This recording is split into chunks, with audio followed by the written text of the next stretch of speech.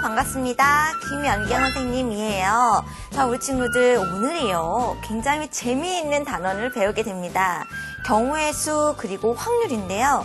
선생님 질문을 한번 해볼까요? 자, 우리 친구들 집에서 할머니나 할아버지 댁에 가는 그런 교통편이 있을 텐데 몇 가지 경우가 있어요. 뭐 버스를 탈 수도 있고 승용차를 탈 수도 있고요. 기차를 탈 수도 있고요. 여러 가지 경우가 있죠. 그런 것들에 대해서 오늘 배우게 됩니다. 재미있는 단원이고요. 오늘 배울 내용부터 확인하고 수업에 들어갈게요.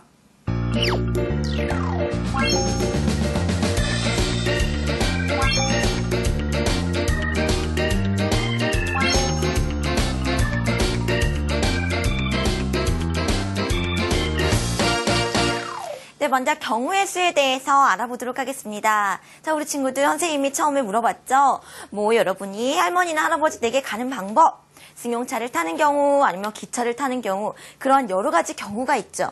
그것을 우리가 수로 표현할 수가 있어요. 바로 여기 나와 있죠. 경우의 수죠. 경우의 수예요. 자, 문제를 통해서 한번 정확하게 개념을 알아보도록 할게요.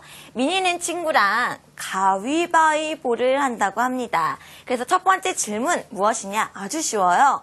민희가 낼 수 있는 경우를 모두 쓰라고 했어요. 자, 여기선 경우를 물어봤어요. 무엇이 있나요? 가위, 바위, 보 이것이 있죠. 그대로 쓰시면 됩니다. 가위 쓰시고요. 그 다음 바위 그리고 보 이렇게 쓰시면 됩니다. 그런데 우리는 지금 이것을 알자고 하는 것이 아니라요. 이것을 통해서 무엇을 알자는 거냐면 그래서 민희가 낼 수 있는 경우의 수를 구하라고 하는 겁니다. 자, 앞으로는 계속 그래요.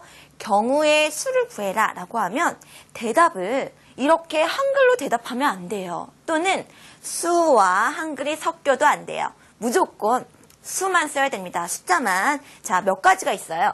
한 가지, 두 가지, 세 가지. 그러므로 3이라고 쓰면 돼요.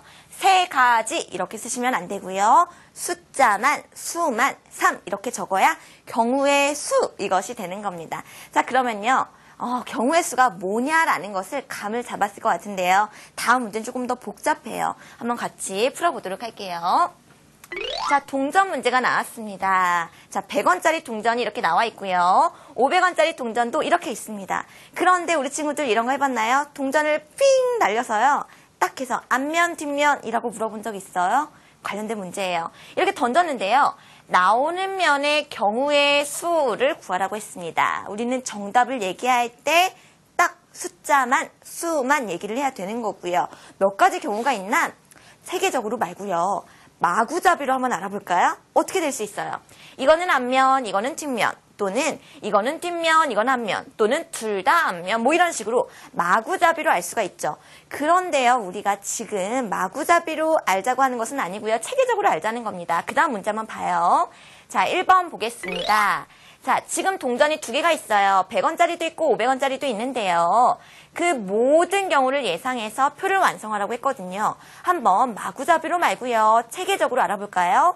먼저 뭐부터 알아볼 거냐면요. 100원짜리가 그림면이 나올 수도 있고 숫자면이 나올 수도 있지만 100원짜리가 만약에 그림면이 나온다. 그러면 500원짜리는 어떤 면이 나올 수 있을까요? 그림면이 나올 수도 있겠고요. 아니면 숫자면이 나올 수도 있겠죠. 그러면 그림면일 때는 두 가지가 있네요. 500원짜리가 그림면 또는 숫자면 이렇게 나올 수가 있겠네요. 자, 100원짜리가 그림면이 나올 때 500원짜리가 이 두 가지 말고 또 있나요? 더 이상 없지요. 그러면 일단 여기까지는 됐습니다. 그런데 100원짜리가 그림이 아니라요. 숫자가 나올 수도 있죠. 만약에 100원짜리가 숫자면이 나온다. 그러면 500원짜리가 무엇이 될 수도 있어요? 그림이 될 수도 있고 숫자가 될 수도 있죠. 자, 바로 여기도 숫자면이 되는 거죠. 자, 그래서 지금 한 것은 무엇이냐 하면요. 100원짜리가 그림면이 나올 경우 100원짜리가 숫자면이 나올 경우 모든 경우를 한번 구해봤습니다. 그래서 모두 몇 가지가 나왔냐? 한 가지, 두 가지, 세 가지, 네 가지가 나왔습니다. 그래서 우리가 이번 문제에서 경우의 수를 얘기할 텐데요. 경우의 수 네 가지라고 쓰면 될까요? 아니죠. 숫자만 쓰라고 했어요. 자, 이번 문제 보겠습니다. 자, 그리하여 동전 두 개를 동시에 던졌어요. 경우의 수 몇 가지가 나왔어요? 네 가지니까 4라고 적으시면 되는 겁니다. 자, 우리 친구들 어렵지 않죠? 몇 가지의 경우가 있느냐를 알아보시고요. 경우의 수를 물어봤다면 숫자만 딱 대답을 하시면 되는 거죠. 자, 이제 재밌는 문제가 많이 나올 텐데요. 그 다음 문제 한번 연습해 보도록 할게요. 성우, 동현이, 소윤이, 승윤이 이렇게 4명의 후보자가 있대요. 그런데 그 중에 회장과 부회장을 뽑는다고 합니다. 우리 반에서도요, 우리 친구들 반에서도 회장이 있고 부회장이 있죠. 근데 지금 후보자가 몇 명이 나왔어요?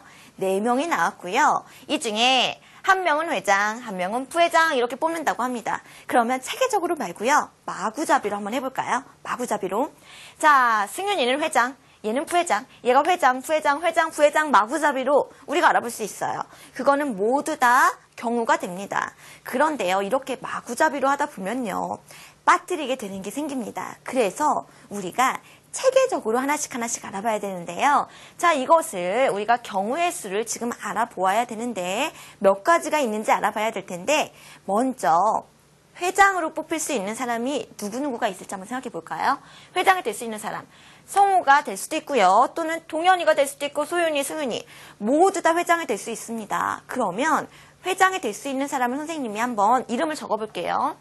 자, 성우가 회장이 될 수도 있고요. 또는 동현이가 회장이 될 수도 있어요. 또는 소윤이가 회장이 될 수도 있고요. 승윤이가 회장이 될 수도 있습니다. 자, 이 위에 있는 친구들은 회장이 되는 경우예요. 그러면 성우가 회장이 되는 경우에 부회장이 될 수 있는 사람 몇 명이 나올까요? 여기 몇 명이 나올 수 있어요. 한번 예를 생각해 볼까요?